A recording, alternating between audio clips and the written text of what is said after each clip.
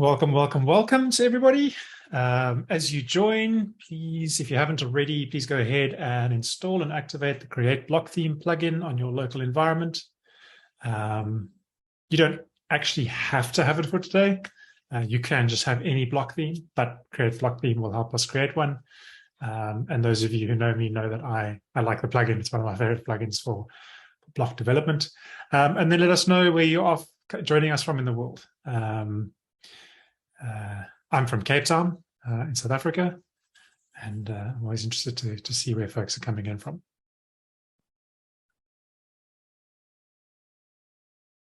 Okay, so while we do that, somebody pointed out to me the other day that I keep forgetting to do an introduction slide. I just kind of assume that folks don't care who I am, so I never do one. So if you've never seen me before, my name is Jonathan. I'm from Cape Town in South Africa, as I mentioned earlier. I am an ex-developer turned code instructor, which means I do these kinds of things. And I'm a sponsored contributor at Automatic to the training team. So I work with the training team and we create tutorials and lesson plans and online workshops like this all around how to build with and work with and develop with WordPress. So good morning from California. We've got folks from Belgium. Jean's back. Hey, Jean. Pacific Northwest. Awesome. Cool. I'm just going to kind of get into it today because there's quite a bit of theory and talking that I'm going to do. So while folks come in, please do feel free to keep letting us know where you're joining us from. Today, we're going to be talking about not custom templates and template parts. Ha, ha, ha, that's funny. Today, we're going to be talking about block patterns.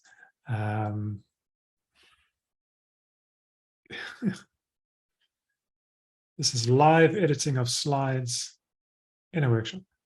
And what block patterns are, they're one type of reusable elements that you can work with in a block theme or in the WordPress block editor. They are quite useful because they enable PHP functionality within a block theme, which is quite cool if you want to do custom functionality outside of what's available in blocks. So today we're going to dive into how to create them. We're going to create a couple of live ones, and I'll show you how it all works. Before we get started, first of all, welcome again to everybody, and welcome to Catherine, and thank you to Catherine for co-hosting with us today. Catherine is the face you should see at the top of the video there. Catherine is from Canada, if I'm correct. Yes, Montreal, Canada. Montreal, Canada. So one day we're going to convince Catherine to do a French-speaking online workshop. As always, we are presenting in focus mode. So that means you all can see Catherine and I, and we can see all of your videos, but you can't see each other's videos. And the main reason for this is just to prevent any Zoom bombing. We have had some Zoom bombing situations in the past. It doesn't seem to happen so much anymore, but we still continue presenting in focus mode. And as always, you are welcome to ask questions. If you want to ask a question, you're welcome to just post it in the chat, or you're welcome to unmute and ask the question verbally if you prefer. All that I do ask is if you do have a question that is not specifically related to something I'm doing at that time, there are sections that I leave breaks for questions unrelated to what's going on. We'll use those for those. But if the question is around telling me to slow down or pausing on screen because there's something that you want to catch up on or type or code or whatever, then perfect to let me know immediately and just say, hey, slow down. I need to see what you're doing there. As I mentioned earlier, if you want to code along with me today, we're going to be using the functionality of the Create Block Theme plugin just to create a new block theme. That's the only reason we're going to use it. So if you'd like to do that along with me, please do go ahead and install it.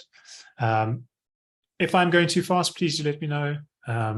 We will be posting the session to WordPress TV afterwards.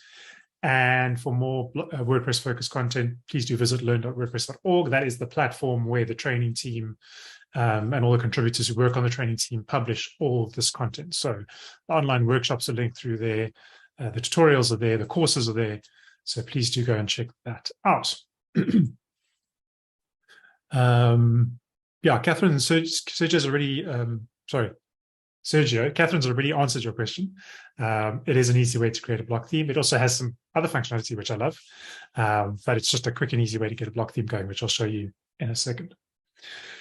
So for today, what are our learning outcomes? We're going to learn what are block patterns, and we're going to compare patterns to template parts. So if you've joined a previous session and we showed you what template parts look like, or you've read about template parts and you want to understand why you would use a pattern versus template part, we're going to dive into that briefly. We're then going to look at the block pattern directory and how that fits into things.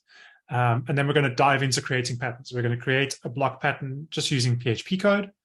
Well, kind of just using PHP code. And then we're going to create a pattern by creating a PHP file in the patterns directory. And I'm going to show you pros and cons of both approaches. And then I'm going to show you how you can use patterns to enable PHP functionality. So what I mean by that is something that needs to be dynamic or something that needs to pull from a specific location, and how patterns are used to enable that in block themes. The resources slide is just all the links, which Catherine will be feeding through to you all as we go through, but they're in the slides if you want to have a look at them later. I did post a link to the slides in the meetup event, but I need to post an updated version because the slides have changed slightly, but I will do that after the session. And then our objectives for today is we're going to create a very simple button pattern. It's going to be very simple and straightforward, and we're going to use that to register the pattern in PHP code. Then we're going to create a custom footer pattern, and we're going to do that while we create the pattern file. And I'm going to use those two examples to show the pros and cons. Then I'm going to show you how to register a pattern category, which is very handy if you are working with a custom theme for a client. And I'll show you why that's handy to use. And if there's time, we might dive into how to disable the pattern categories towards the end. And then we're going to create a cover pattern, and we're going to link that to an image that is part of the theme. So in other words, once you've packaged the theme, you want the cover pattern to read that image file from the file structure, not from the media library. And I'm going to show you how to manage that.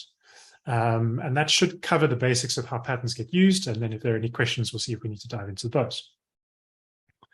Okay, let's get going. If you have a WordPress install up and ready, or you want to fire up your IDE now, if you want to follow along, now's the time to do it. I have, as always, a very basic WordPress install set up on my local environment. It has just the default themes that come with WordPress. And the only plugins that I have active currently is the Create Block Theme plugin. You'll actually notice I don't even have the Gutenberg plugin active because all of this functionality has been around since I think WordPress 5.8. So I don't even need Gutenberg for this to work.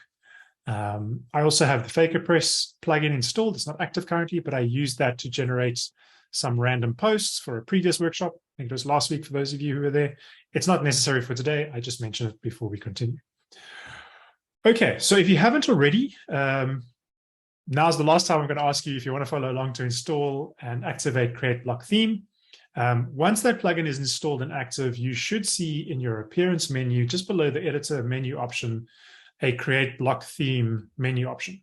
It also adds something about fonts, which if you want to learn about how to embed fonts and local fonts, we're going to be doing one of those soon, probably next week. I know one of the other contributors did one, but I'm probably going to be doing one soon as well.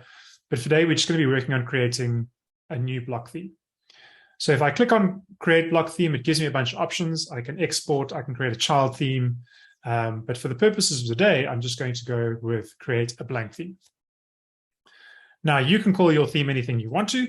I'm going to be very boring, and I'm going to call it John's Blank Theme. And you don't need to worry about descriptions and URIs and all that. If you don't need to worry about it today, we can always add those in later if we need to, but that's the basic required data that I need. And I'm going to hit the Generate button, and it's then going to create a whole bunch of theme files for me. So if I go back into my themes, I will see that I now have my blank theme there. It doesn't have a screenshot, but if I switch over to my code editor, which I don't yet have open, so let me open that quickly. I'm using Visual Code Studio for the session. There's John Blank Theme, and it has a theme.json file with a whole bunch of styles and settings. It has the style.css with the theme header, so that the theme will show up in the dashboard. It has an empty README, and then it has one template, the index template, which is the base required template that all WordPress themes need. And it has two template parts, a header part and a footer part. Now, if this is the first time you're seeing a block theme, I'm not going to dive too much into what all these things do, but the index template is basically a template that WordPress can use to render content. And because there's an index template, any content that I render on my site will use that template, which is fine. Index template itself, if we have a look at the code right at the top here, it includes the header template part, and it includes right at the bottom, sorry, I scrolled down too quickly, the footer template part. So this is very similar to a classic theme calling get header function at the top and the get footer function at the bottom, and that it includes those templates in PHP as it would in a classic theme. The header template will show you in the side editor what it looks like, but it just contains a logo and a tagline and those kind of things. And the footer just contains the proudly powered by WordPress banner, which we've all seen before on a WordPress theme. So that's the code that this Create Block Theme plugin generates for us, so we can start using it. If I switch back over to my browser and I activate that theme and I go into the editor, it loads the index file or the index template in the editor for me, and there I can see what it looks like. So there's my header section. My content section currently is just a query loop, and then the footer right at the bottom here, I've got a whole bunch of posts. I'm going to scroll down very quickly. It's got the proudly powered by WordPress. I can check that by clicking on the list view, and I can see there's the header template part, which contains the header content. There's the query loop, which is just sitting in the index.html template, and there's the footer. So that's a basic blank block theme. Right, now we've covered the basics. Now we can get on to the reason we're here today, which is template patterns. But before we do that, I just want to make sure there are no questions before we carry on. So if you have a question about any of this that we've covered so far, you're not sure of, now's a great time to ask it while I grab my sip of coffee before I go.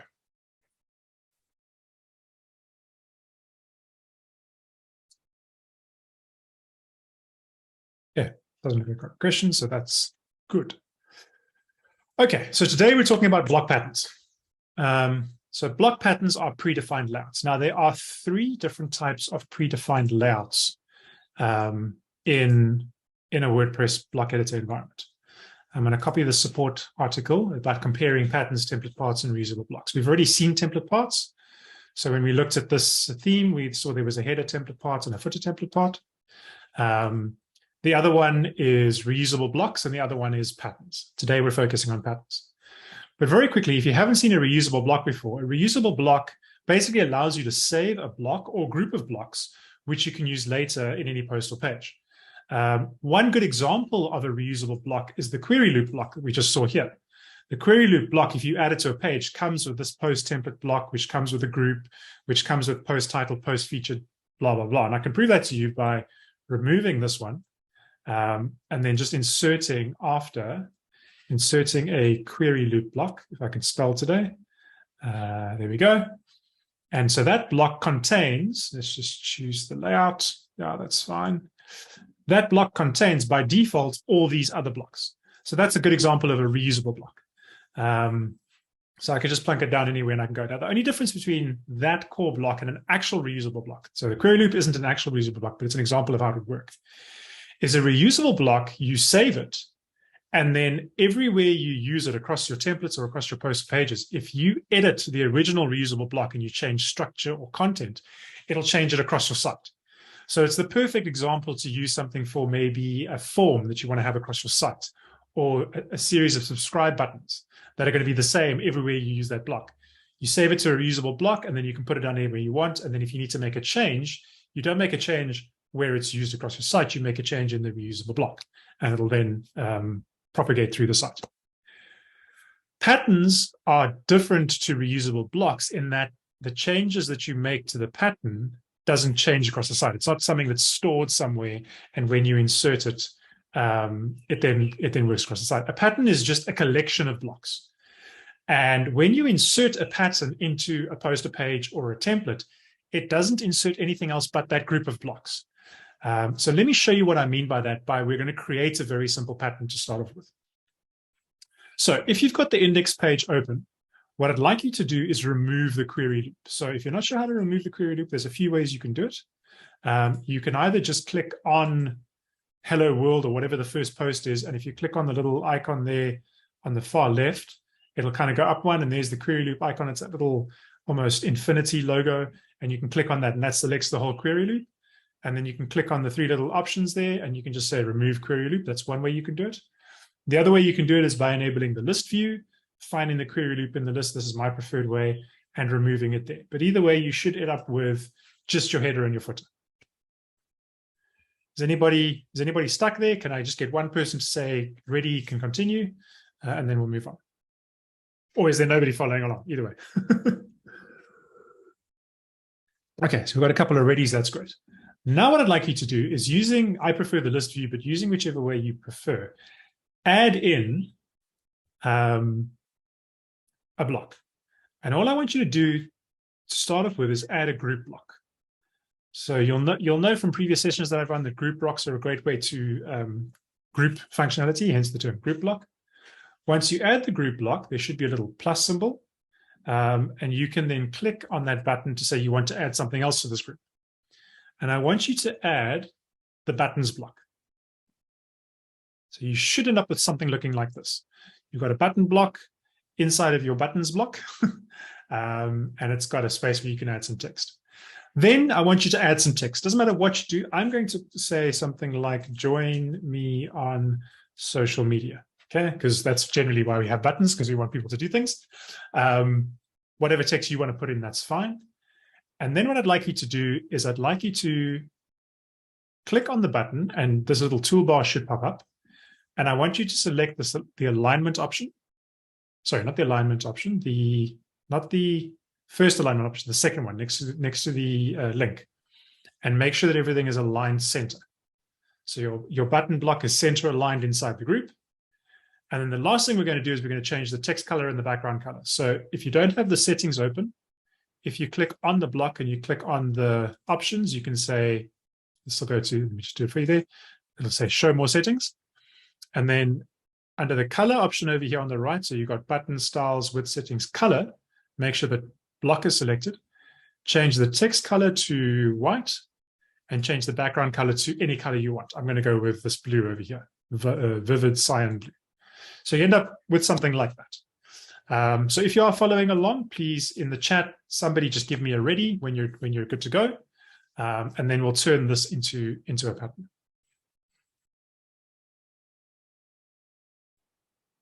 All right, awesome. Everybody's got a button at least.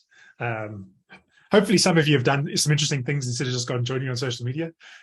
Whenever I am building things like this, my examples are always way less boring than that, but I can't use that when I'm doing a workshop. Okay, so I want to now register this as a pattern, and this is where I need to start writing some code.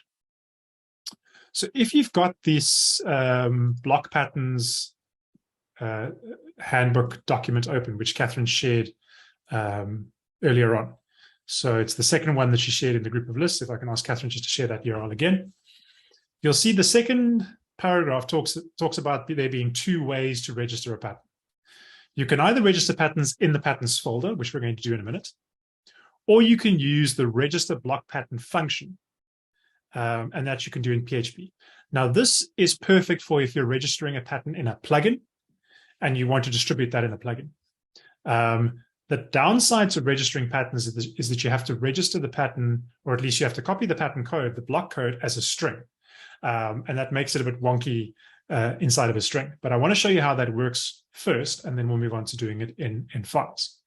So I'm going to scroll down here, and we're going to jump past the patterns directory option, and we're going to go right down to PHP registration. And just below that, you'll see there's an example. It's calling the register block pattern function, and then there's a theme slug, my awesome pattern, all of that. I want you to copy that code out and have it in your clipboard. Now, I mentioned earlier that this is perfect for doing in plugins, but we're not going to do it in plugin today. We're going to do it in our theme, just so that everything is in the same space. So keep that document open, switch over to your code editor, whichever editor you're using, or just go to a folder directory and right-click and open with text editor. And in your theme, so in the root of your theme, I want you to create a functions.php file, just like you would in a classic theme. So in Visual Code Studio, I select the theme name, I right-click and I say new file, and I go functions.php. And there is my empty functions.php file. And then the only other thing you need to do in there is you need to open up the PHP opening tag. So it's a smaller than sign, a question mark, and PHP. Okay, I'm going to take a break there and ask somebody just to give me a ready when they've got all of that up and running, and then we'll move on.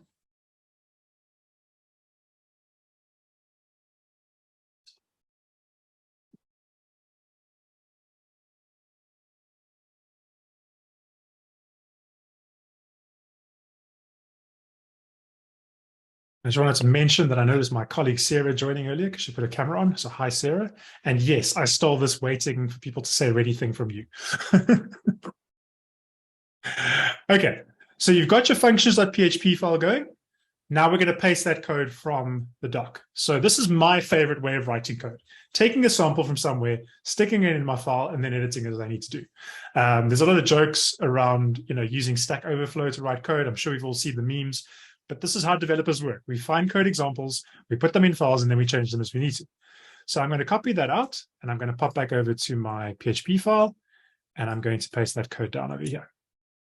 Okay, so let's walk through what this is doing. It's not cheating if it works, right? Absolutely. So register block pattern is the function that registers the pattern, and then it requires some information. The first string that it requires is the name of the pattern, and the name is in the format of the theme slug, which is usually just the lowercase file name of the directory, / and the name of the pattern. And so what that does is that allows the pattern to be registered specifically to the theme. It's not something that actually matters in the background. It's just easier to manage. So let's say Catherine, for example, had Catherine's theme, and I have my theme, and Catherine registers a pattern called my awesome pattern, and I register a pattern called my awesome pattern. At least this way, Catherine's slug and my slug will be different, so it creates some uniqueness. So I'm going to update my slug, and I'm going to just pop it through John blank theme, exactly the same as the folder name. I keep pointing at my screen like everybody's here with me. It's exactly the same as my folder name. And then for my pattern name, I'm just going to call it social-button. So it's all one word in a string. Okay. Then there's an array of data. And the only important pieces of information here are the title, the description, and the content. I'm going to ask you all to ignore categories for now. Don't remove it. We're gonna update it just now, but don't worry about it for now because we're going to deal with how categories work in a second. But the title is literally just the title of the pattern as it appears in the editor. So I'm just going to call this social buttons. You'll notice that the code is using WordPress translation functions. If you've never seen them before, don't stress. It's just a way of making your theme code translatable. You can, if you want to. If you're not worried about translations, you could just have a plain string in whatever language you're in. So I'm going to leave it like that for now. Then there's a description. I'm going to do the same thing here. I'm just going to remove all of this. I'm going to keep it very simple for the purposes of this workshop. I'll delete that out over there. And I'm just going to call it, copy that over, and I'm going to say a social button. Keeping it very simple today. Then for categories, all I want you to do is make the categories buttons for now, because it's going to add it to the buttons category, and I'll show you how those categories work in a second, but for now, just add it to buttons.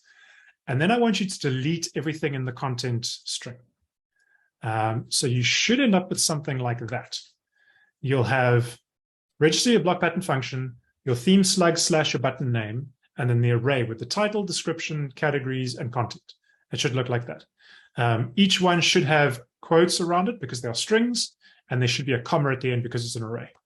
I'm going to take a pause there, let anybody who needs to catch up, and then somebody give me a ready when you're good to go, and I'm going to scan and see if there are any questions I need to deal with.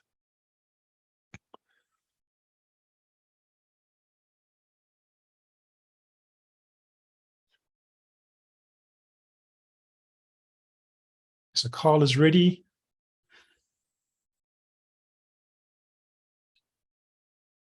Everybody seems good to go, so that's great.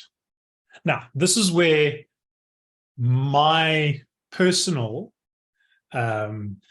dislike for registering patterns in PHP file comes in. Because what I now have to do, and you saw it earlier from the code, is I now have to put the block markup code inside this as a string. Okay?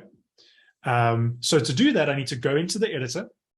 I need to switch to the code editor view, which I have to do anyway. Copy the block markup code out and paste it in here. And I'm going to do that now, and I'm going to show you what it looks like, and you'll see why it's not my favorite thing to do. So I'm going to switch over to my site. For those of you, if there's anybody still catching up, I will slow down if you want to, if you need to catch up. And I'm going to, on the far right of the editor, there's a little options 3 dots. It's next to the view, save, settings, styles buttons. There's one that says options. and I can enable the code editor, or you can use the Shift Option Command M keyboard combination if you're on a Mac. I don't know what it is on Windows. To open it up and open up the code. And then the group that I'm taking is the second group over here. So I'm ignoring the header and the footer, but I'm grabbing all of this code out over here. I'm going to copy that, and then I'm going to close the editor. And then I'm going to switch back to my code editor view, my actual code editor, not the site editor code editor, and I'm going to hit paste. And that's what I end up with. Now, as somebody who works with coding styles, and somebody who likes indenting their code, their CSS code, their HTML code, their PHP code, and has done so for the last 15 odd years, I look at that and a little bit of me dies inside. And this is the downside to registering a pattern this way, because there is a way to put the pattern somewhere else in a plugin and include it, but it's not really simple to do. We're not going to do it today. Maybe in a future session, I can show you how that works. But this simple way of doing things is a little bit untidy, in my opinion. So what I generally do now is I sit, because this is in a string, I can't use, those of you who know, code editors will have auto formatting options. So it'll detect what language you're writing in, and then you can use a keyboard combination, it'll do the indentation for you. But you can't do that inside of a string. So one thing you can do is you can copy this out into like a separate HTML file, indent it there, and then put it back in here. Or you can do the kind of thing that I tend to do, and you can sit and indent it yourself. So I'm going to just use the tab on my keyboard, and I'm just going to basically make this a little bit tidier. This is something that I am super pedantic about on a personal level, because I find it just makes it so much easier to read when I do this. It's a little bit difficult to see because of the size of my screen. Normally my screen is a little bit smaller. But if I do that there, and then I can pop the button, opening button there, and the div there, and I can put the closing div there, and that's buttons there, and then the closing div goes with that. And I'm the kind of person that actually sits and does this. I'm a little bit weird that way. But that just gives me a little bit of a better layout structure. I can see what's going on. That div belongs to that. That can be indented a bit. This one can come back a bit. And there we go. And that, to me, is just a little bit more readable. Now, obviously, the rest of the code is kind of going off screen, so it's kind of hard to see. But I just find that personally a little bit more readable. If you're still busy doing that, let me know. If you need me to pause while you're catching up on all of that.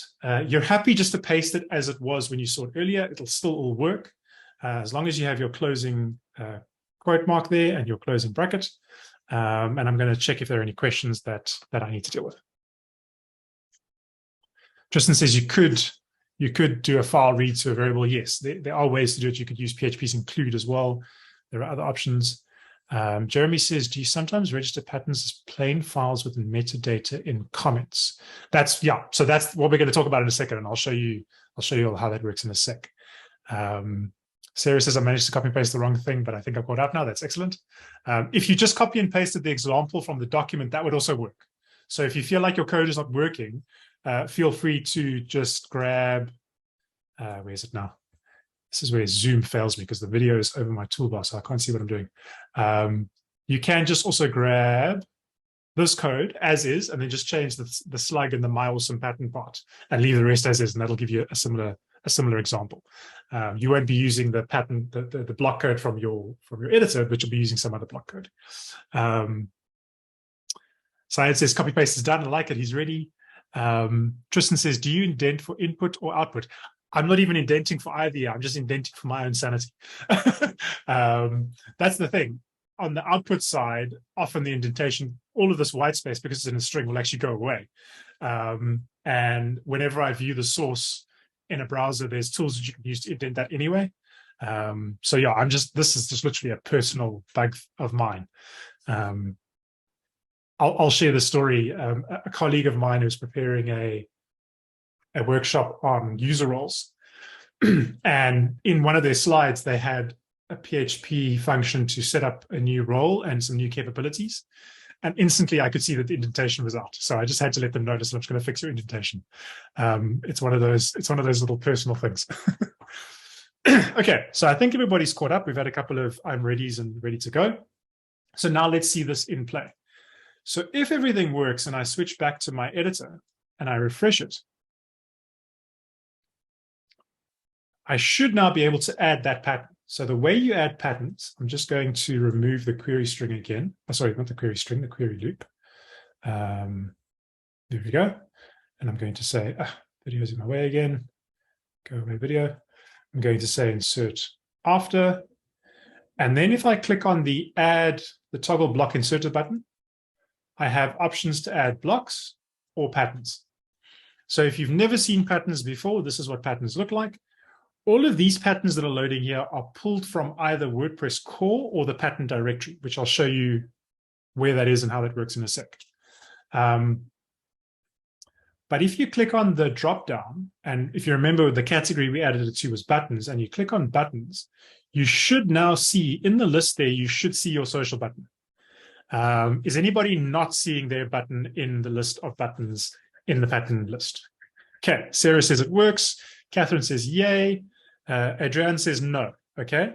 Let's see if anybody else is stuck. Okay, so folks aren't seeing it. Have you refreshed the editor so that it's reread all your theme code? Step one.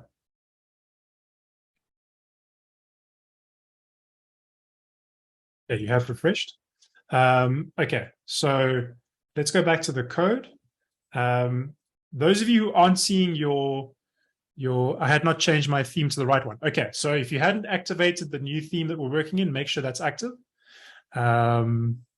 If anybody else has done those steps and they're still not seeing it, maybe you can paste your registered block pattern code in your functions.php, and we can see if there's any problems with it. But yeah, make sure that the theme you created is active, and that's the theme you're working in where you created the functions.php. I have a feeling I may have skipped that step, so I apologize. We'll take a pause there. And if anybody wants to share their code, they're more than welcome to. They can just paste it into the chat and we'll see. Okay, the refresh, that worked, yes. So whenever you're writing code in your theme, you need to refresh your browser. Sarah said, I forgot to save in my text editor. Yes, that's another one. I have my text editor set to automatically save any changes I make. Another little lazy hack. If you're using Visual Code Studio or PHP Storm, you can set them to do that. Sergio, category buttons. Yes, the category was buttons. That's awesome. Okay, if you want to share code, you can pop it into Pastebin. Might be easier. Okay, Sarah forgot to write PHP at the very top. Excellent. So that's another thing that might have been missed. So is there anybody else that's still not seeing their pattern? If you are, please let us know. Otherwise, we will move on.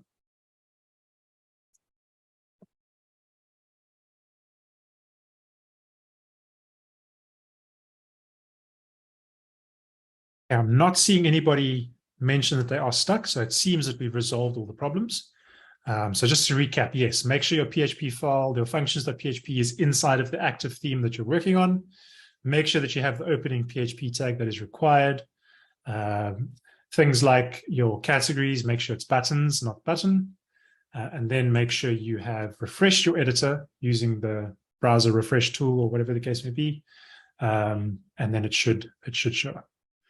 Make sure there are no blank lines before PHP. That's another good one, yes. It must always be the first thing in that file. So no spaces before it, no blank lines, anything like that. Okay, I don't see anybody saying they're stuck, so I'm going to assume that everybody's good to go. If you are still stuck, perfectly let us know in the chat. Otherwise, we will move on. So what I want to do now is I want to show you what happens when I add this pattern.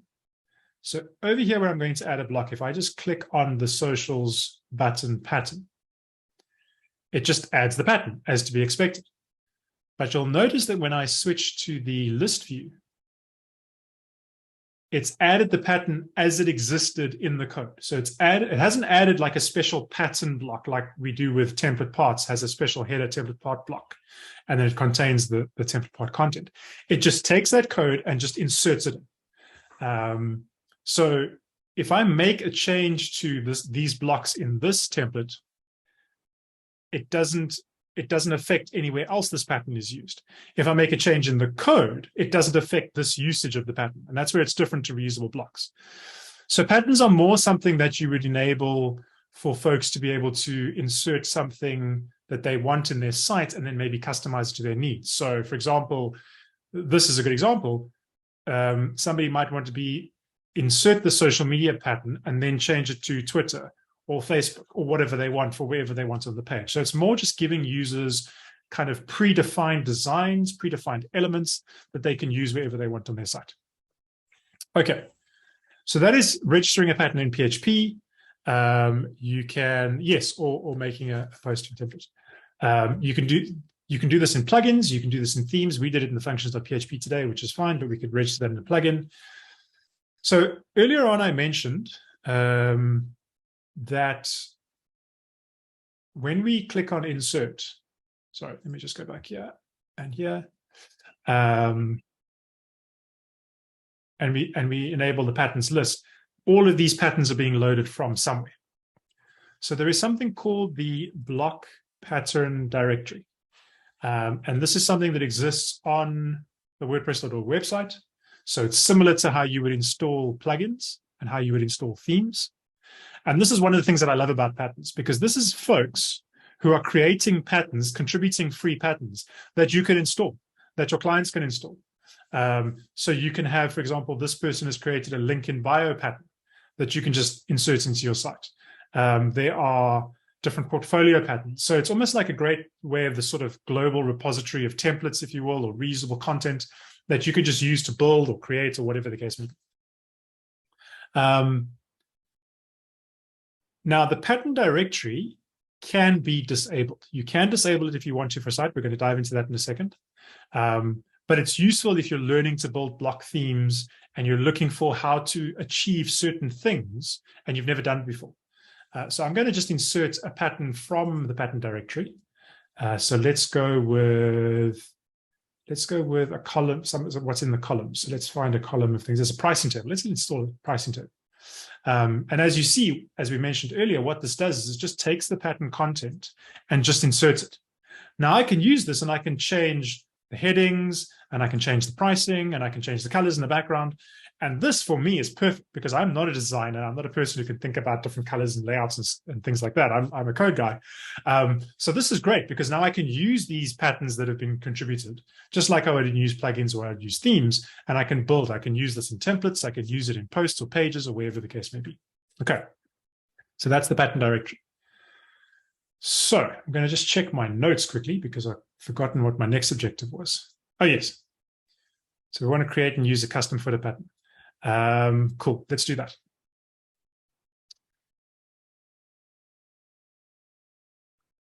Kimi says, what on the screen right now is a pattern? Which one was that? This one. Oh, wait, hang on. I think you meant this one. The pricing. Did you mean the pricing, Kimi? Yes. Yes, so that was a pattern. So let me show you what I did there. I'm going to remove this. So I went and I said, right, I want to insert something after these buttons. I click on the inserter and then I just searched for in the columns category. And I went and there was the pricing table pattern. So that's sitting in the block pattern directory somewhere. Some other awesome person has created it for me. And I just literally click on it and boom, it comes in. So I didn't have to go design that. I didn't have to go think about it. And I can now just change the content as I need to. Awesome. The button is Twitter. The button was my social button that I created, my social pattern, and I just changed it to be Twitter. I could make it Facebook. I could make it whatever I want. I just use it as an example. I hope that answers your question. Okie dokie.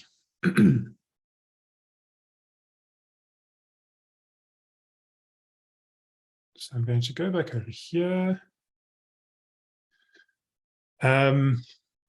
So there was, I'm actually not going to do the custom footer pattern today. And I'll tell you why. Because it meant to be a header pattern. I forgot what I was doing. So I'm going to create a header pattern. So I apologize. So I'm going to talk you through why I might create a custom header pattern and why I'm doing it for the purposes of today. But let's say for let's remove the pricing table here. And let's move the video out the way. So let's say for my site design, let's say I want to have in my theme, I'm busy developing a theme for a client or for distribution or whatever the case may be. And I want my header to look a lot different than what it does now. And one of the things that I might want to do is I want to add an image. So I'm going to add an image block. Actually, sorry, not an image block, a cover block. Now, if you've never seen a cover block before, I'm going to show you what it looks like now. So let's just go and find, I've got a picture of water here somewhere. There we go. I'll step through this in a second with you. But a cover block is basically a cool block that has a background image and then a title across the front. So if you're following along with you, I'm going to remove all of this so we can start all over again. So let's remove the cover. So we've got the group that we added, the social button or the whatever button. And then I'm going to insert inside of the header. So I'm using the list view to open up the header template part. And I'm going to insert either before or after, doesn't matter because we're going to remove everything else. And I'm going to add a cover block. Now, there's multiple ways you can do it. You can either click on the plus button and search for cover block that way, or you can use the / shortcut and type in cover, and it'll then bring up the cover block. Once you've done that, you can either upload an image or use an image from your media library. I think I've already uploaded it, so I'm going to just check. It should be in my media library. Yes, there it is. So let's use that one, for example. So upload or select an image if you have one. If you don't have one, there are many places you can find them. You can go to Pixels, for example, or you can go to Openverse, which is something that is a WordPress project for uploading of images. You can go grab one there. And then we're just going to give it a title. And I'm just going to say my header. And because I can't really see it on my image, I'm going to take that and I'm going to change the text color to white. So there's my header. And I'm going to move that above the site title and the site logo. Okay. So if you're still in the process of finding an image and those kind of things, please take your time now. And then if somebody can let me know once they've got their cover block with some text above the header that exists in the header template part, then we will move on from there.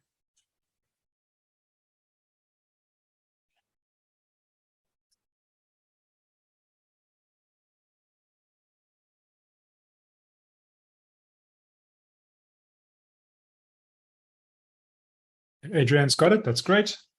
I'll wait a few more moments for anybody else who wants to let me know. No problem. Take your time, Sarah. While we're doing that, for those of you who are there already, start thinking about how you would get this code. So you would open up the code editor view and you would find the header template part and you would copy that code. Maybe get that part ready. Think about where you would put it. And then I'll go through the steps in a second.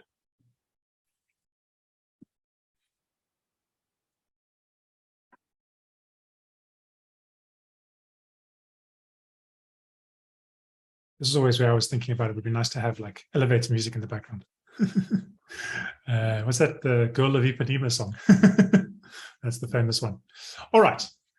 So however you've done it, whatever image you've added, whatever text you've added, that doesn't matter today. Well, hopefully you've got the cover block there. Hopefully you've got an image. It looks like the cover image comes with a black opacity. That does seem to be the case. You can, I believe, change that. We're not going to worry about that today. All we're doing is adding. The important part today is really adding the image because that's required for the next step. So if you're still searching for an image, that's also fine. We'll take another break later if you need to catch up. It's all good. If I switch to my code editor view now, there's my template part. And I can't see the cover block that I've added because I've added it to the template part. WordPress is clever enough to say, but hang on, you're editing the header template part. You want that code to be in the header template part. So what I'm going to do now is I'm going to hit save. And it'll say, do you want to save the index? And do you want to save the header? Yes, I want to save both, please. So I'm going to save that. And then I'm going to go and I'm going to toggle my navigation. I'm going to go to my template parts. I'm going to find header and I'm going to open up the header template part. And if the code editor is still enabled, I'm going to exit it because I want to see there my cover template is. Now, what's interesting about this process is you could have done it in the template editor inside the header template part, or you could have gone to the actual template part itself and added it there. It doesn't matter. WordPress is clever enough to figure that out. So there's multiple ways to achieve the same goal. Now, what's cool about this is when I view the code view here, I just see the code for the header template, which is perfect. Okay. So what I want to do now is I just want to grab the cover block that we've added. So it's this code right at the top of the header template. So it starts with the WP cover comment and ends with the WP cover comment. And then you'll see below that is the header group that was there before and all that kind of stuff. So we're just going to grab that code. Now, if you remember from the documentation we looked at earlier, there are two ways to register patterns. The one way is in PHP. The other way is just to create a file in a patterns folder in your theme. And that's what we're going to do now. And to me, this is a lot cleaner and a lot neater. It's only available to the theme. And so that's why I would argue that patterns should belong to a theme, unless you're loading them up into the pattern directory, or you're creating it for a specific plugin. But generally, if you're thinking about building patterns and you're building a theme, a good place for them to live is with the theme, because they generally belong to the layout and the structure of the theme. And the cool thing about this is all we have to do is inside of the theme directory, in code, I go right click and I say new folder. And I say patterns. And then I create my pattern file. Now, the difference between block templates and block template parts is pattern files are also PHP files, just like functions PHP was. So I create a new file and I give my pattern file a name. And I'm just going to literally call it cover-block.php. And then because it's a PHP file, as we learned earlier, we need to open it up with the opening PHP tag. So it's that, PHP. And here is where we can do, I can't remember who asked about it earlier, but somebody was asking earlier about having some kind of header comment. This is where you can do that. So for now, I want you to close that PHP tag. So just like I've done there, open it like that, create less than question mark PHP. And then on the very next line, question mark, sorry, less than greater than. So it closes the PHP tag. And then you can paste your cover block markup directly below that. And what's cool about this is if I'm using a text editor that has built-in indentation, I can, hang on, what have I just done here? I can actually implement that. That's not working now for a second because I'm probably using the wrong keyboard combination. I can't remember what it is, but I can do the automatic indentation. It looks so much neater in time. Now, the other thing that you need for a pattern to work, and let's go back to the documentation, is if you look at this example, it has, and this is very similar to what we've seen in plugins, what we've seen in themes in the style.css file, there is a pattern header that you need to implement. So in the documentation where it talks about using the patterns directory to register patterns, there is an example. I want you to grab that code, that header comment area, and put that at the top of your pattern inside of those PHP tags. And once your pattern file looks something like this, you've got your header, PHP open, header comment, close tag, and then your block code. Somebody hit me up with a ready to go, and then we'll move on from there. While I figure out what the shortcut is to indent this code. Working for some reason. This is what happens when you use a tool that you don't use every day.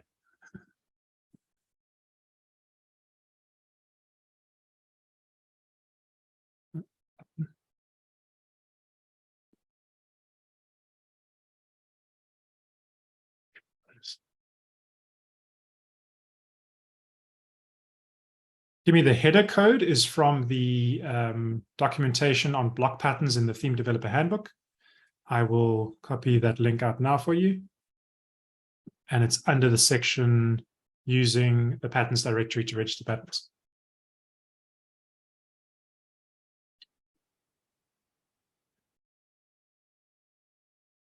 And this is why I started assigning an hour and a half to these sessions, because they start requiring a little bit more time. Okay, Adrian is ready. That's great. Carl is ready. That's great. I'll leave it on for a little bit longer before we carry on.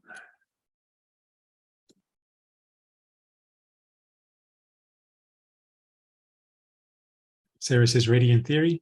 We'll see what the theory and the practice is in a second. Okay.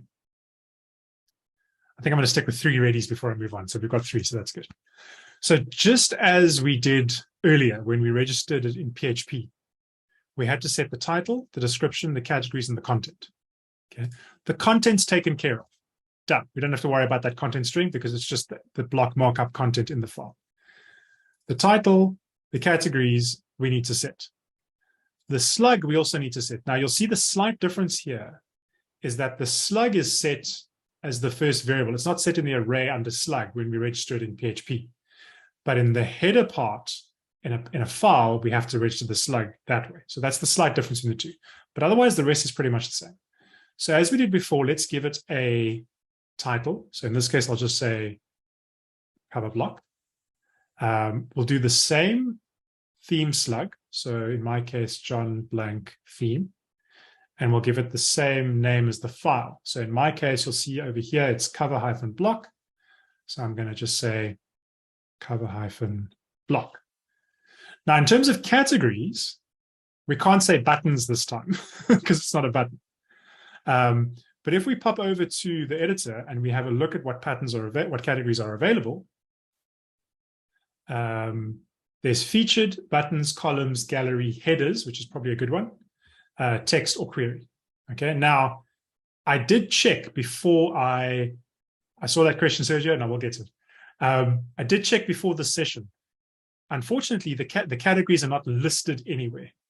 But there is a way you can find out is if you open up WordPress code. I'm going to show this to you now. I'm not going to suggest you do this yourselves. And I think it's in the we'll do it later, but there is a way you can check. I'll show you how to check later what the different categories are. But for the purpose today, I just want you to add it to the header category. Now, this is an area where I almost want to. Sometimes open source is great, and sometimes open source isn't great. So little tip here. The buttons category, the category name that's stored in the database is buttons. So you would think that the headers category would be stored as headers, and you should say headers, wouldn't you? And that's wrong. It's header. I discovered this the hard way. So make your categories header, not headers. Block types you don't need, so we're going to remove that. That's just descriptive. And viewport width you also don't need, so we're going to remove that. But the 3 that you do need is the title, the slug, and the category or categories that it belongs to. If you want to do it in multiple categories, you just comma separate them. So you could say header, comma, buttons, for example. We're not going to add it to buttons for now. We'll leave it as header. And that is basically the patterns directory, the file way of registering a pattern. Now, what I like about this is I find this eminently more readable as to what the title is and what the slug is and what the categories are.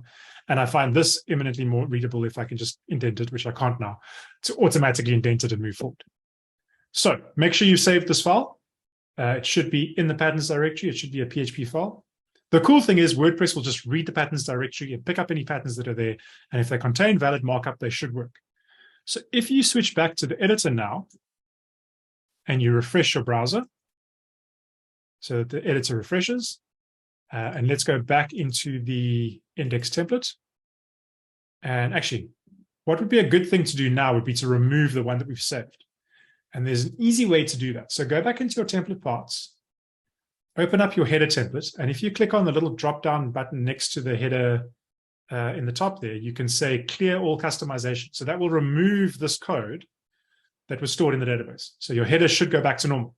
So your header should end up looking something like this. I'm going to pause there and make sure everybody is caught up to this. And if somebody can just give me a couple of readies.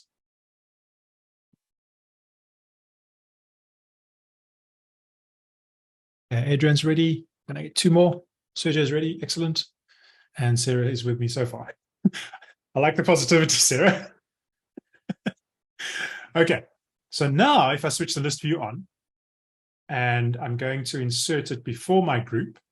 So I'm going to say insert before, and I'm going to click on the insert block, and I'm going to enable patterns.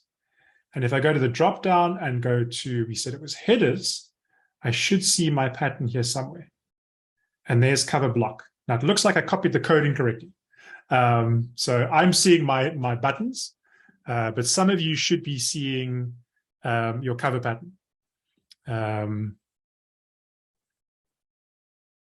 Catherine says it looks like the button code may have been saved into the new pattern instead of the cover. Yes, it looks like it.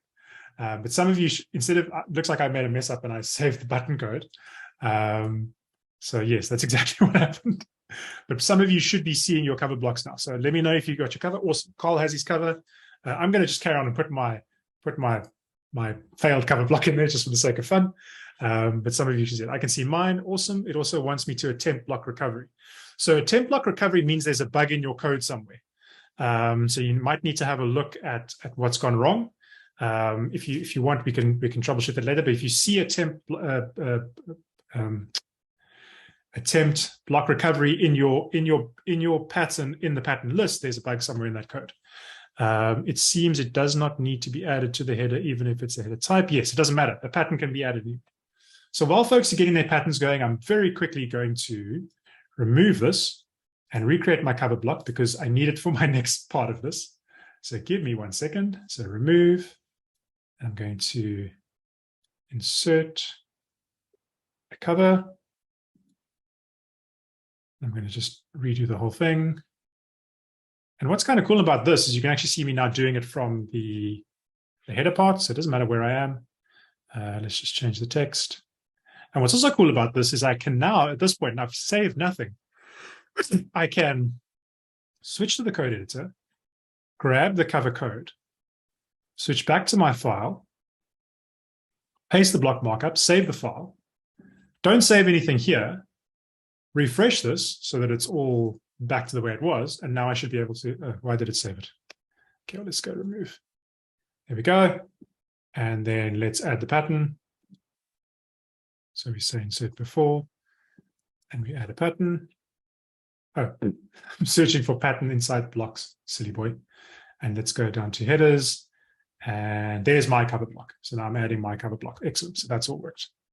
Okay, great. So everybody seems to be caught up, which is excellent. Now, Sergio asked earlier, can we register our own categories? And the answer is yes, and I would definitely recommend doing that. So if we switch back to that article we were looking at earlier, there is a section on categories and how to register them. And if you have a look at this sort of table of contents down the right-hand side here, there is a section on registering a custom pattern category. So if you click on that, it'll take you to this part in the code, registering a custom pattern category. And what's cool about that is you can now register a category specific to your theme.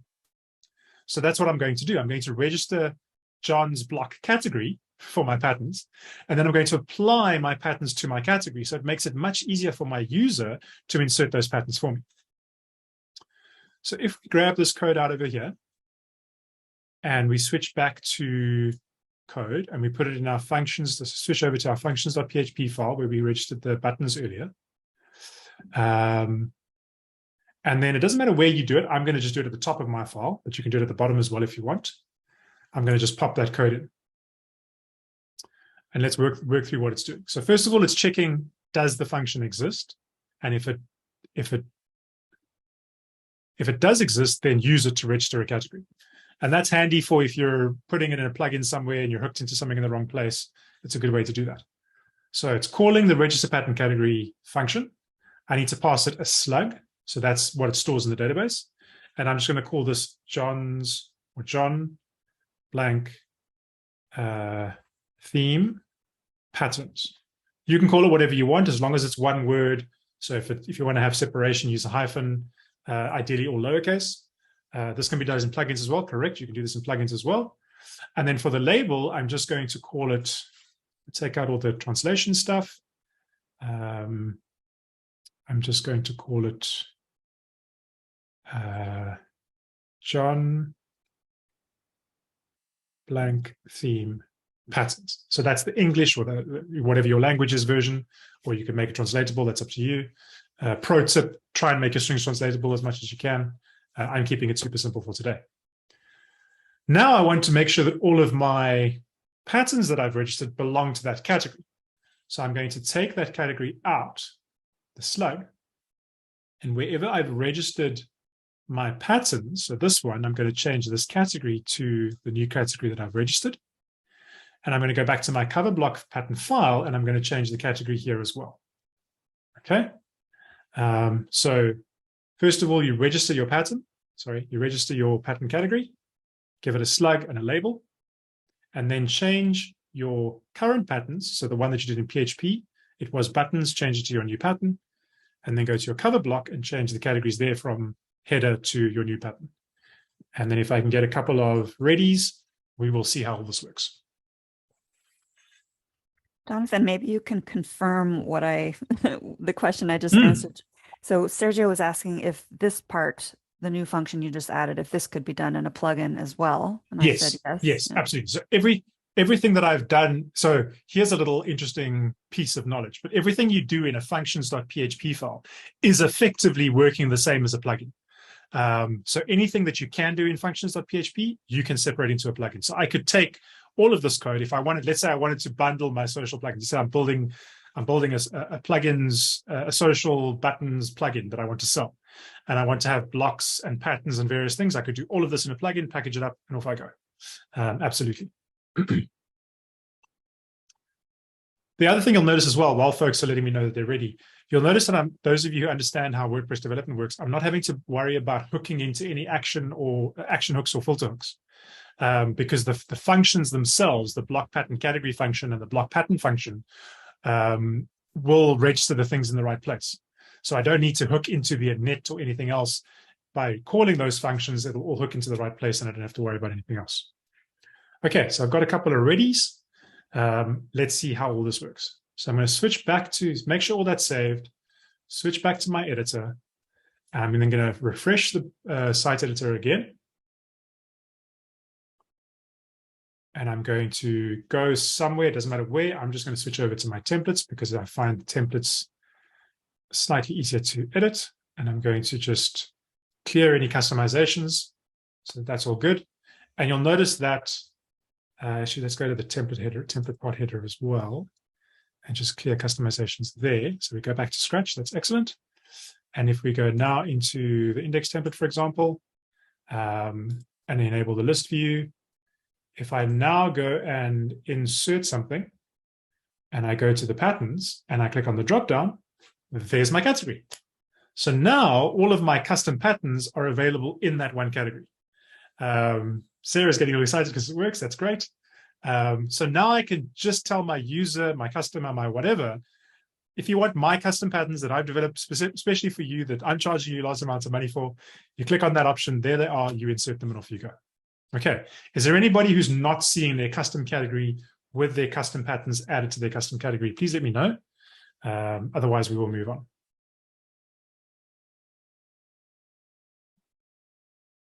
Yeah, Adrian's with Sarah. That's excellent. Sergio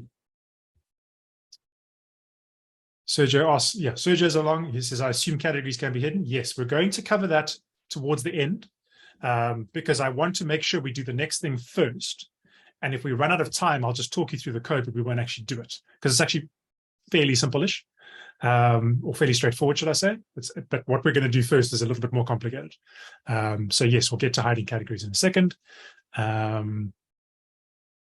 So Sarah's up and running. Sergio's good. Adrian's good. Everybody's happy. Awesome. Great. I like that. That makes me happy. For those of you who don't know, when I first started doing these, I used to stress about not being able to have that interactivity with folks and knowing that folks are, along for the ride. So it's nice to hear that everything's working for everybody. Okay, so why did I create this cover block with this image? Well, let's think about this. Currently, the image that I've added to this block is sitting where? It's sitting in the media library. Okay, so let's have a look at the code and see what that means. So let's switch back over to the cover block file.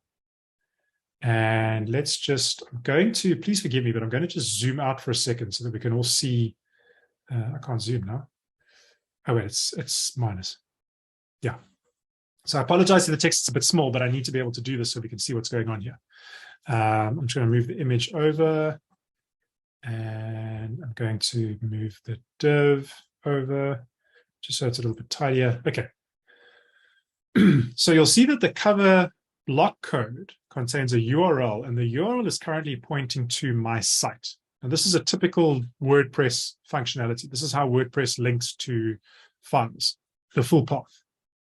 That's not ideal, because if I wanted to bundle this as a theme, and allow my user or my client or whoever to install it on their site, learnpress.test needs to be accessible to their sites. Otherwise, they don't have the image installed. What would be better is if there was a way that I could reference a file inside of my theme, and so that wherever this cover block is being used, that image gets inserted by default. And then if the user decides to change an image to one that they want to use from their media library, that's fine. But when it first gets loaded, I need to make sure it's available and visible. Thanks for coming, Cole. And there is a way to do that. And that's where the fact that cover blocks are PHP files and or PHP code comes in handy, because now I can use WordPress core functionality to call the URL to my theme and just add or append or concatenate the image path to it. So I'm going to slowly walk you through this process. If you want to follow along with me, that's cool, or we can do it later and while I can wait, but here's what I'm going to do. First step is I need to put the image in the theme somewhere. There is no requirement for where you put it, but common best practice is to create a folder in your theme called assets. And this is not really a WordPress best practice. This is generally what web developers do. They create an assets directory. And then any assets like CSS or JavaScript or images or audio files or whatever generally sit in that directory. And then what I like to do, and what a lot of other folks like to do, is inside of assets, I like to create an images directory. So you've got assets/images, and then all images that you need for your theme go in there. The next step is to copy the actual image over. So we're going to do that next. So I keep my images in a folder called pictures samples. If I can find samples, there's some breakfast stuff. I wonder what's in there. So I just have sample images sitting in my samples directory. And I'm going to grab a different water one now so we can see it working. You can use the same image if you want, or any other image. And then you're going to go into the site that you're working on. So in this case, mine is LearnPress. You're going to go inside of your theme directory. And there's the blank theme we're working with. There's the assets, there's the images, and I'm going to pop it in. Okay, so we've got the image installed in the theme directory. When we export it or copy it or zip it or whatever, it's going to be there. Now we need to reference that image. And the documentation is quite useful in that it actually gives you some code on how that works. So you'll see right down the bottom here, I think it was. Sorry, did somebody have a question? No question. Okay, cool. One of these actually shows you, there we go, linking assets. So if you scroll a little bit higher up, there's an option on linking assets, for example, images using get theme file URI. So you can see whoever wrote this documentation knew that we want to do this. Okay, I'm going to pause for a second because Tristan has a question. So go ahead, Tristan.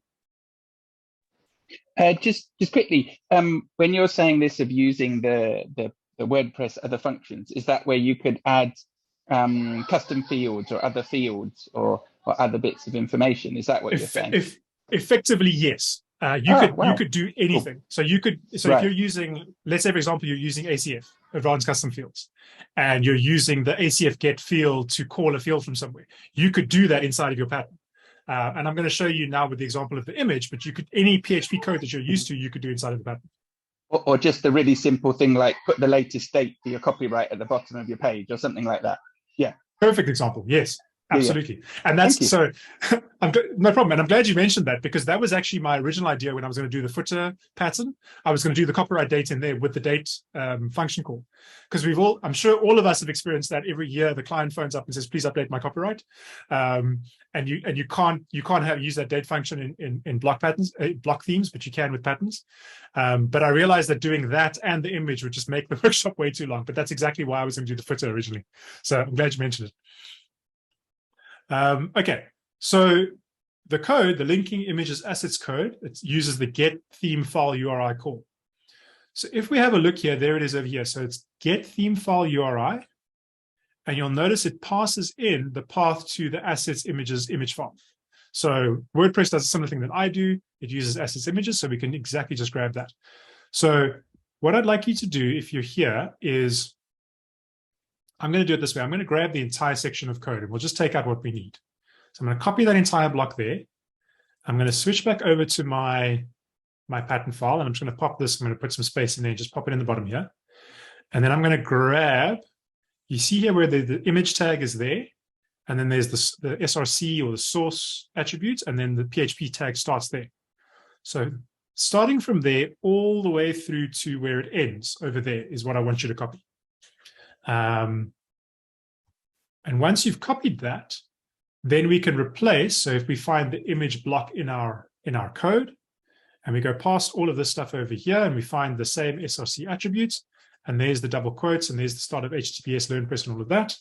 We're going to replace all of that, just remembering what the image file is called. In my case, it's water-pattern.jpg. So we'll pop that down there. I'm just going to format a little bit better.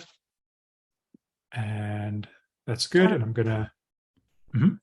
While you're formatting, I have a question for you. Yes. I noticed that the image class of 66 got popped in there. We're getting there. Okay. We're getting there. Perfect. We're definitely getting there. I'm glad you asked, because this caught me the other day. Okay, so we're going to paste that in over there. So it's get theme file URI. So it's assets, images, and in my case, it was, I can't even remember now, water image, I think it was water-image, and it was a JPEG. And we can check that by going back over here. It was water-2, sorry. Water-2. That's the actual. So water image was the one from the media library, but I want water2 from my assets images. So that's the first change you're going to make. Now, Catherine asks, what about this image class over here? Okay, so if you've never seen this before, the image class is what's added to a block image based on the ID of the image in the database. In this case, it's ID 66. You'll see this is replicated at the top here in the cover block, ID 66. You have to remove the image class, because if you don't, it's going to cause a bug in your code, and you're going to see what Sarah saw earlier of the attempt block recovery. And I do a live stream every Tuesday where I prepare for these workshops. And on Tuesday, if you want to go watch that live stream and laugh at me, I got stuck for about 10-15 minutes because I couldn't figure out why my pattern wasn't working. I forgot to remove that class. So the next thing to remove is remove the class that has the ID attached to it, which is that one over there. And then the last thing you're going to update is the URL and the ID up here. You don't need these. So you're going to remove that and that. So you're just going to keep the settings, the dim ratio, which is that opacity, which folks were talking about earlier, and the is dark setting. Okay. Catherine was having some fun and games with my name, with my file name. And yes, Sarah, you're welcome to go and watch me troubleshoot it. It was literally me staring at the screen for 5 minutes going, why is that not working? Okay, and that's all you have to change. Now, what's cool about this is you can make the link to anything in your theme. So you could have multiple patterns. You could call any PHP functionality you're used to, as Tristan mentioned earlier. You can call meta fields from elsewhere. You can call fields from the rest of your site, whatever the case may be, and it will work. So let's take out this code that we added here. So it's back to being our cover block. We've added the URL, which looks good. We've removed the class, and we've removed the URL and things up here. Let's see what this does. I'm going to pause there for a second and just make sure that anybody who needs to catch up can catch up if you are coding along with me. And if you are coding along, give me a couple of readies, and then we'll test and see if this works. I think there is one little discrepancy. There's .jpg in your code, but then the file is JPEG. So you can change one. Yeah. Good spot. Can you come and sit and watch me code as well, please, and pick up my bugs? Be happy to. It's a little far for me to do it remotely. I'll tell you what, I learned that I'll say the hard way, but I learned how having somebody watching what you're doing can actually help you find bugs at a previous position. I used to do live streams. I worked on a plugin called Seriously Simple Podcasting. And so because it was open source, the CEO said, sure, you can live stream whenever you're working on the plugin, when you're fixing bugs or whatever. And a couple of times when I was stuck on something and I couldn't see what the obvious thing was, somebody else who was on the live stream said, hey, have you tried this? Or what about that? So yeah, I love these kind of things. Yeah. Cool. Okay. So Adrian's ready. Sergio's ready. Tristan says this is great. Some code I made in the plugin because I need PHP. Exactly. You could do it as a pattern. Absolutely. Cool. So let's see if this does what we expect it to do. So we'll switch back over here. And I'm going to refresh all of this. And now I should see a different image in that pattern. It should be loading the image from the theme. So let's insert a block. Doesn't matter where we insert it. And it was my blank theme patterns. And oh, look at that. Recovery error, something's gone wrong. Okay, so I've done something wrong. I'm trying to think what that is. Image as water -2. That looks right. That is the water image. I wonder if it was, just had a thought. I think it might be the URL. I'm not sure about that. I know the ID doesn't need to be there, but maybe the URL does. So let's update that. And if it is that, then we'll update our code. So I think I need to do this. So I was hoping I wouldn't have to do live debugging today, but apparently I do. So let's pop that in there. And then let's remove this again. And now let's see what happens.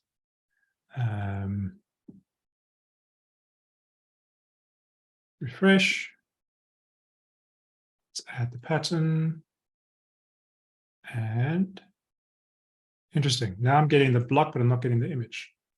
Jeremy had the idea to put a slash before. Oh, there, it's the JPEG again. I copied over the JPEG. Okay, so let's save that. So here we go, live debugging, folks.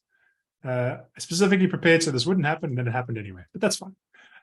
So there we go. So there are patterns working. So I was slightly wrong. You do need to add the URL element in the cover block. So it does need the URL. For some reason, I thought it didn't. I can't remember why. But you need to update those two places. So in the SRC attributes of the image class and the URL attributes of the block code. And make sure that your URL is in quotes, there's a colon, and then open close quotes, and then you can just literally use exactly the same code. You can reuse there.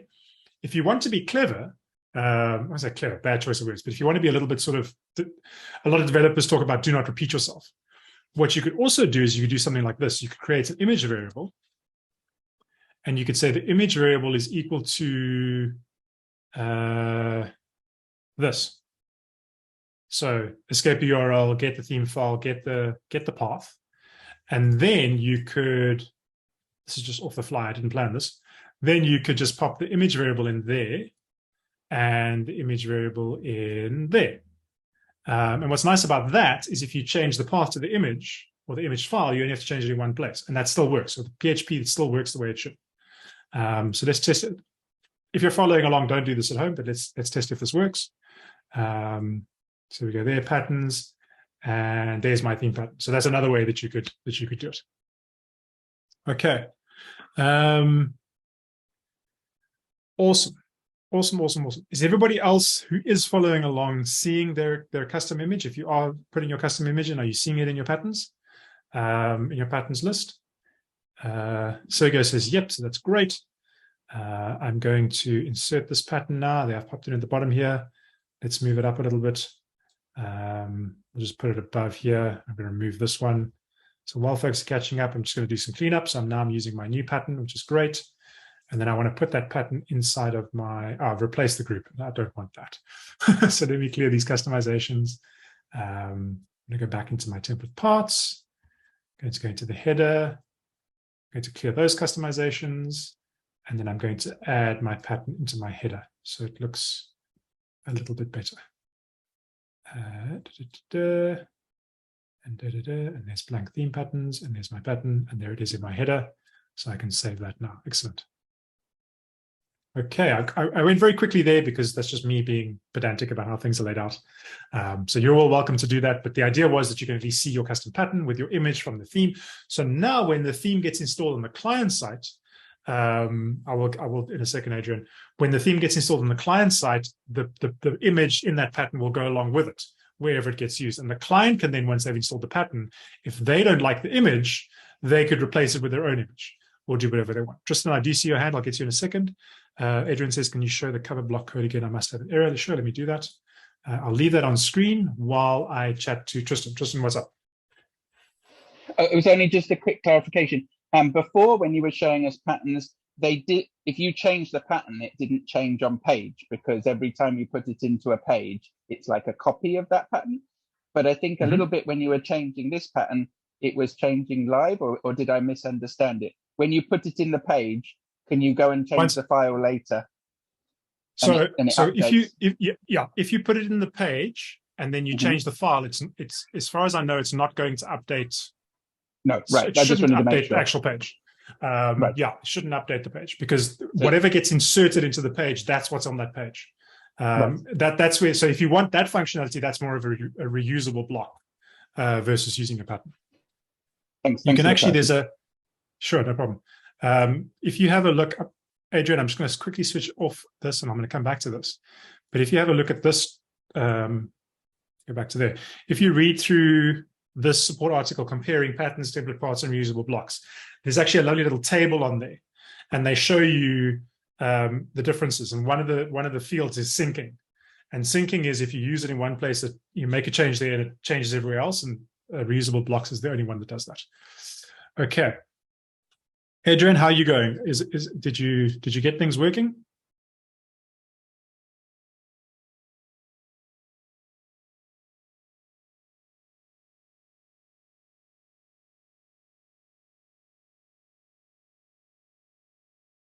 Okay, if you got that error, did you include the URL in the top in the cover block here? And did you remove the WP image hyphen with the ID? And did you remove the ID from the cover block? Did the top URL? Did that? Would you like to grab your cover block code and just paste it into the chat quickly? Then we can have a look. I'm going to just do this quickly.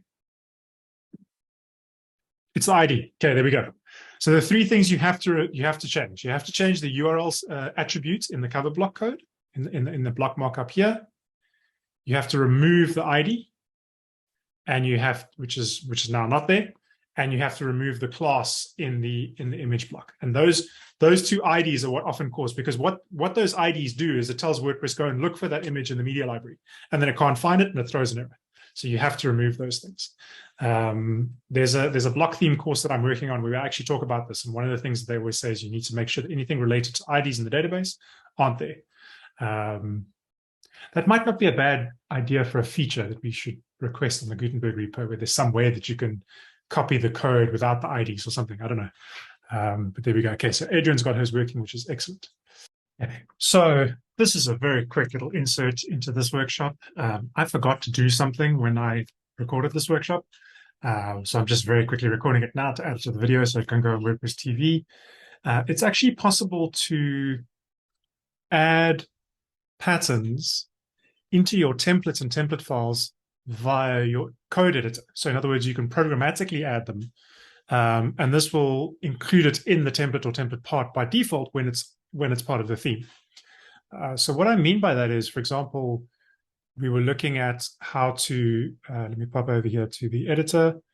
And we spoke about the fact that you can, in your template part, so we'll pop into the header template part because I'm going to add that cover block. You can click add and you can search for it in the patterns list. But you can also include it in the header template part by default in the code. And if you look at the advanced topics block patterns document we were looking at, there's a section on including block patterns in block theme templates. And you use this WP pattern block markup. So I'm going to copy out this top one over here. And I'm going to pop over to my code editor. And I'm going to go into my theme that I was working on. And I'm going to go into my header template part. And then above the group block that contains everything, I'm going to include the pattern. And I just need to pass in the slug, which, as we know, is the theme slug in the cover. So if I go to the cover block, for example, it's going to be John Block theme cover block. And I'm going to stick that in there. And now if I switch back to the editor and I refresh my editor, you should see the cover block. There it is. The cover block is now part of the template part. So this is a very cool way to include custom PHP functionality in your block templates by default by using patterns. So your pattern contains your PHP code, which can do whatever PHP things you need to do, looking up data, querying things, getting images, getting video, getting whatever that's part of the theme.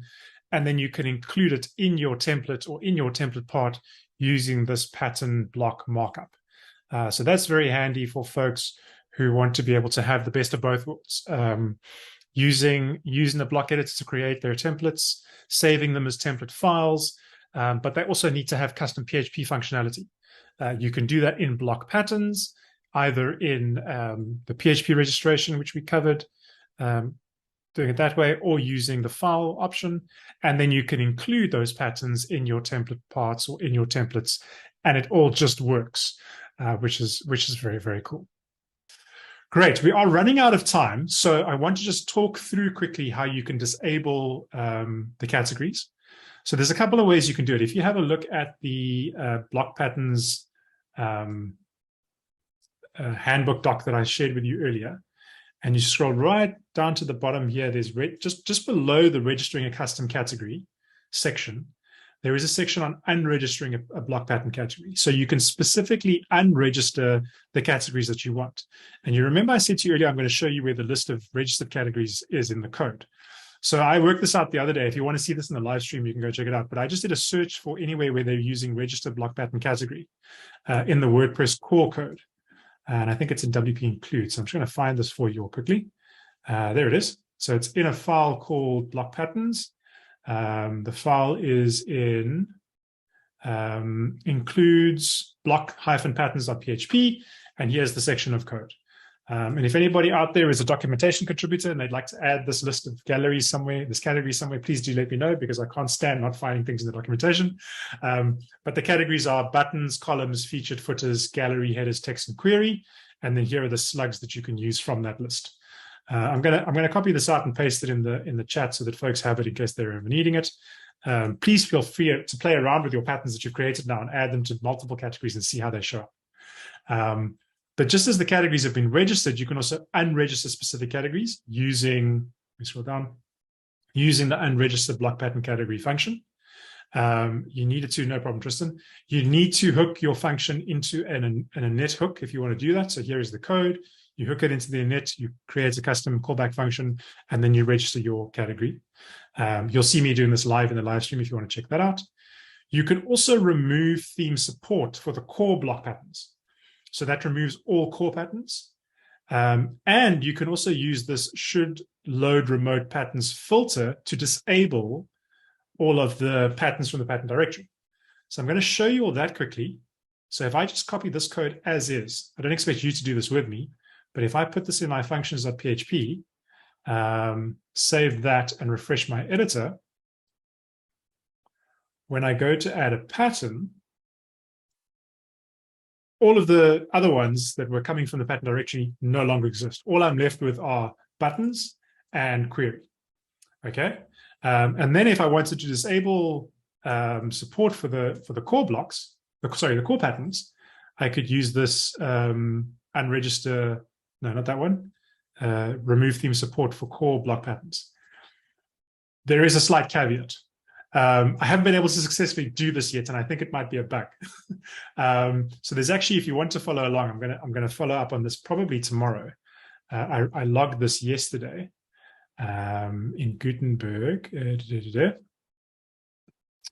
Let me find it quickly.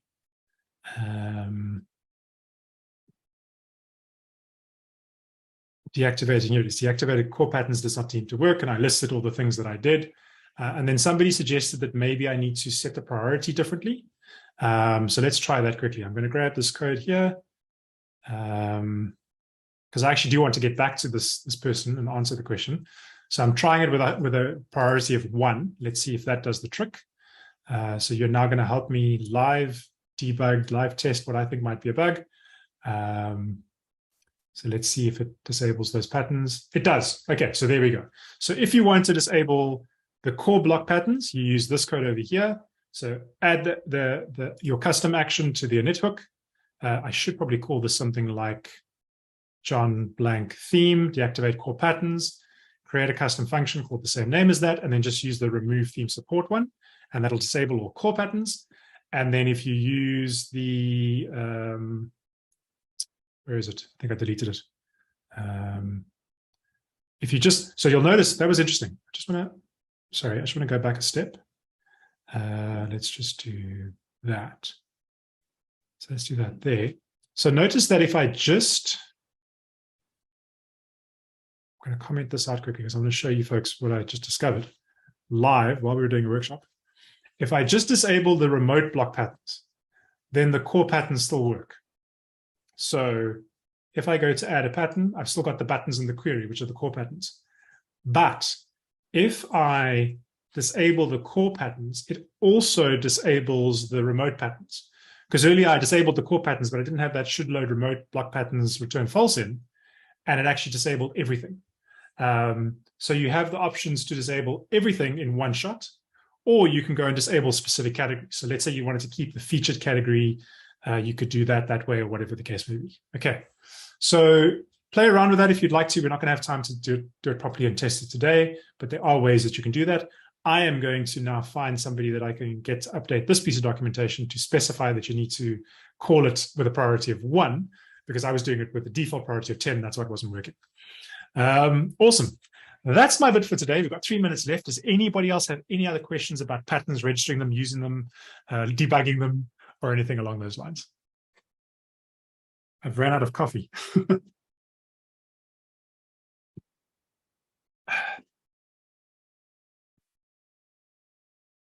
No questions. Awesome. If you do have questions that you don't have time to ask now, you're welcome to hit me up on Twitter. I'm John_Bossinger on Twitter. I'm not very good at Twitter, so don't send me DMs, but ask me questions there. I'm also in the Make WordPress Slack. So if you are there, or if you want to join that, you're welcome to ask me questions there. Otherwise, thank you all for joining me today. It was lovely to share how to use patterns. Sarah's happy about PHP. I like that. Twitter handle again, I'll type it in here. So it's John_Bossinger. I'm pretty good at ignoring Twitter when I'm working, and I generally only scroll it in the evenings. But if you do have questions, you're welcome to ask me there. But thank you all for joining me. Thank you again, Catherine, for hosting. And thank you to Sarah for cheering me on in the background. Awesome. Thanks, everybody.